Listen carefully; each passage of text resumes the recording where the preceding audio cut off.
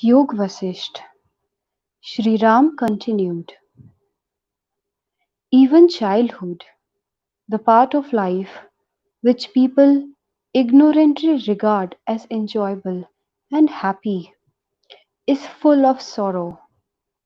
O sage, helplessness, mishaps, cravings, inability to express yourself, and utter foolishness, playfulness, instability, weakness, all these characterize childhood.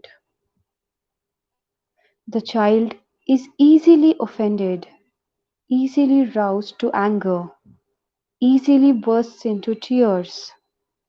In fact, one may say boldly that the child's anguish is more terrible than that of a dying person, an aged man, a sick man, or any other adult.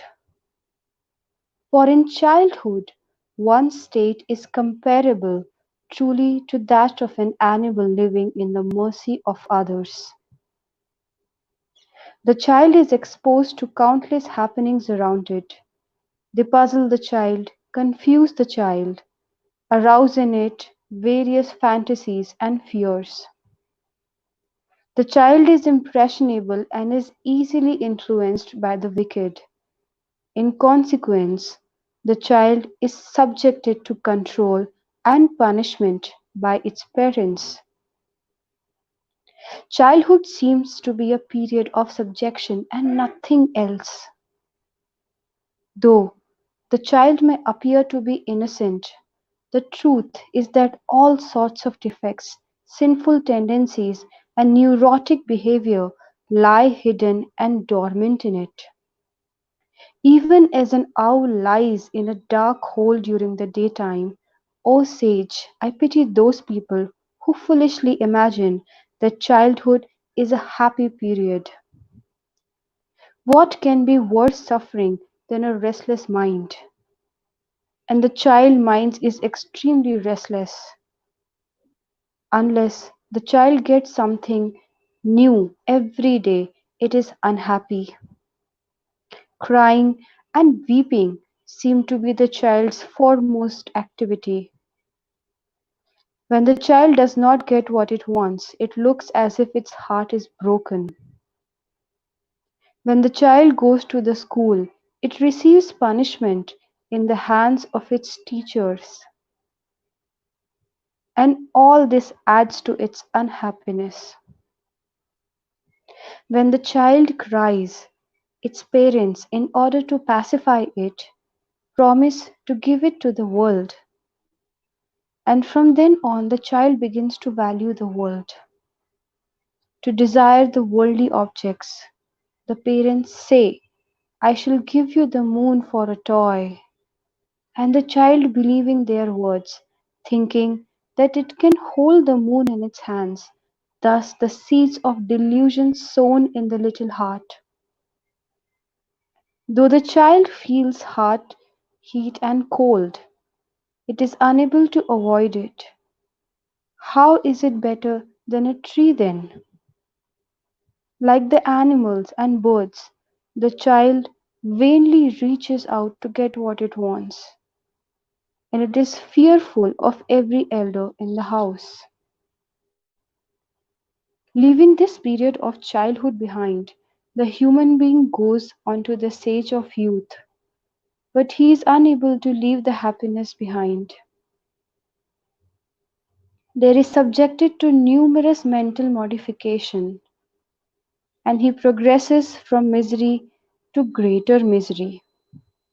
For he abandons wisdom and embraces the terrible goblin that known as lust that resides in his heart. His life is full of desire and anxiety.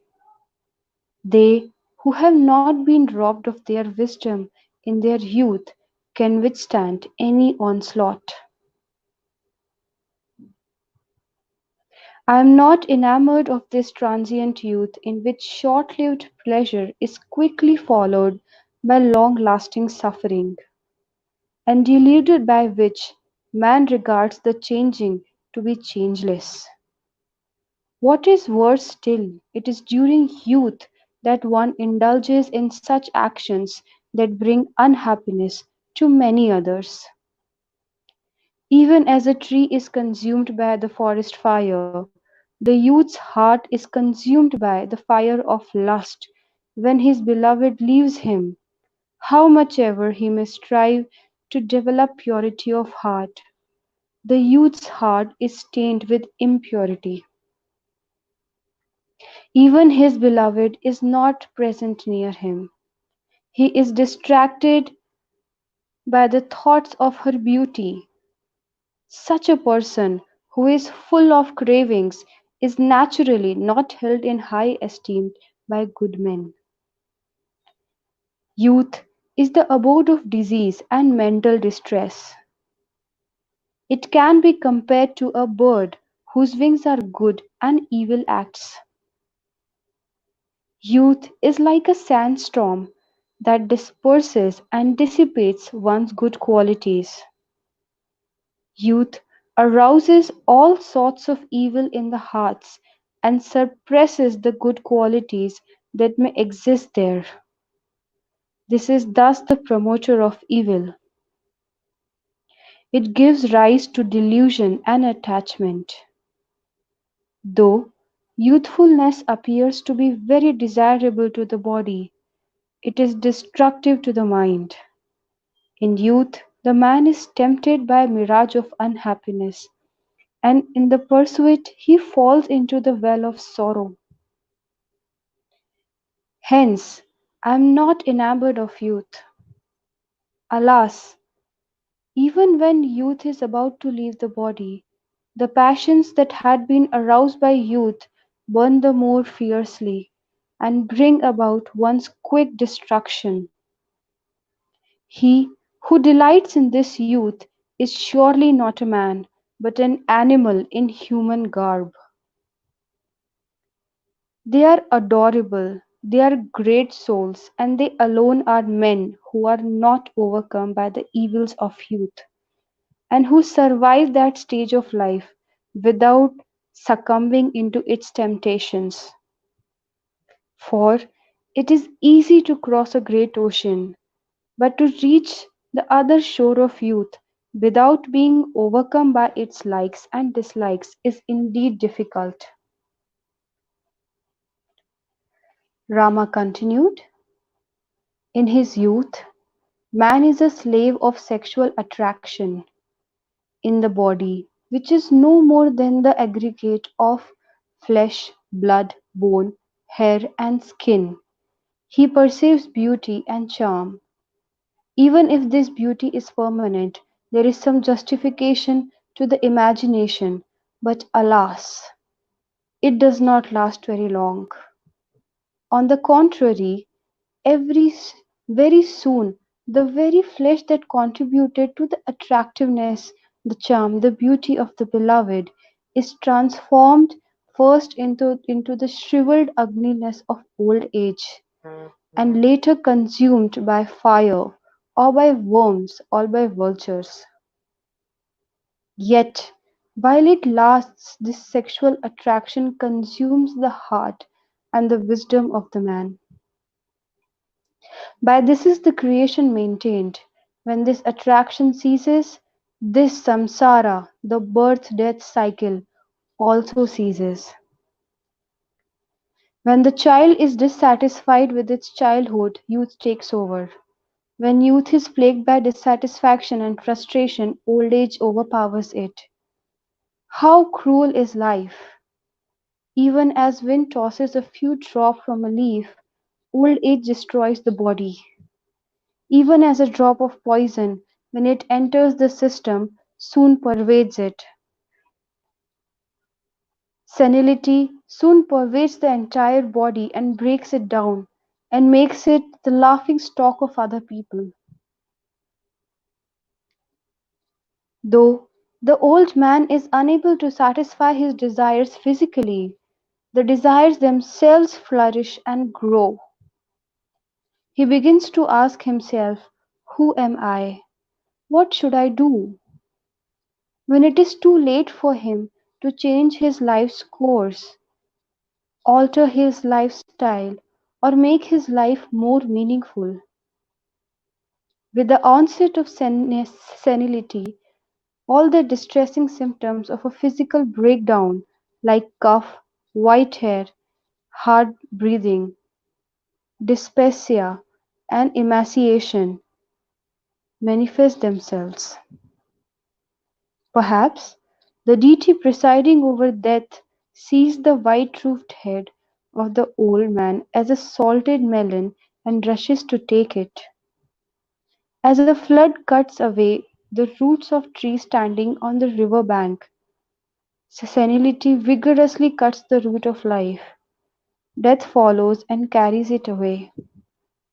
Senility is like the royal attendant who precedes the king, Death. Ah, how mysterious and how astounding it is! They also have not been overcome by enemies who have taken their abode in inaccessible mountain peaks. Even they have been afflicted by the demoness known as senility and degeneracy.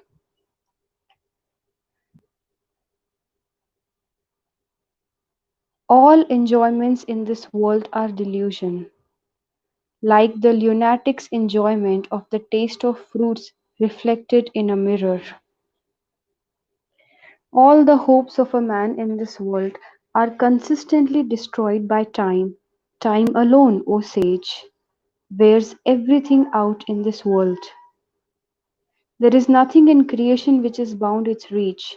Time alone creates innumerable universes, and in a very short time destroys everything.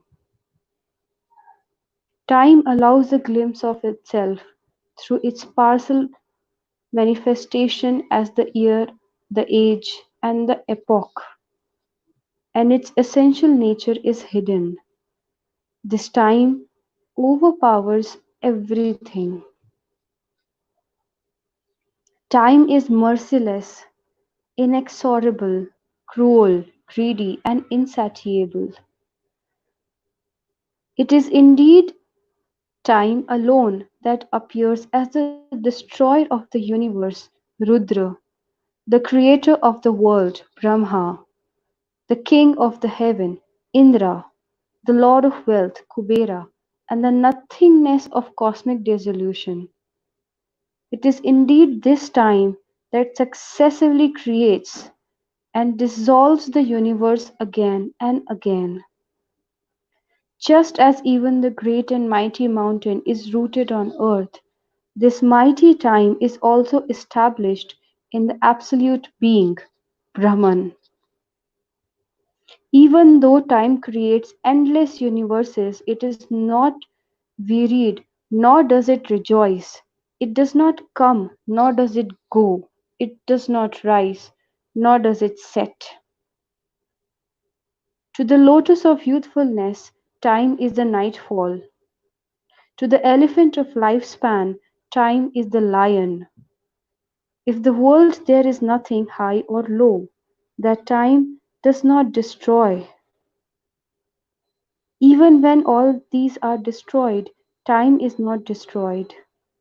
Just as a man after a day's activity rests in sleep as if in ignorance, even so time after the cosmic dissolution sleeps or rests with the creation potential hidden in it.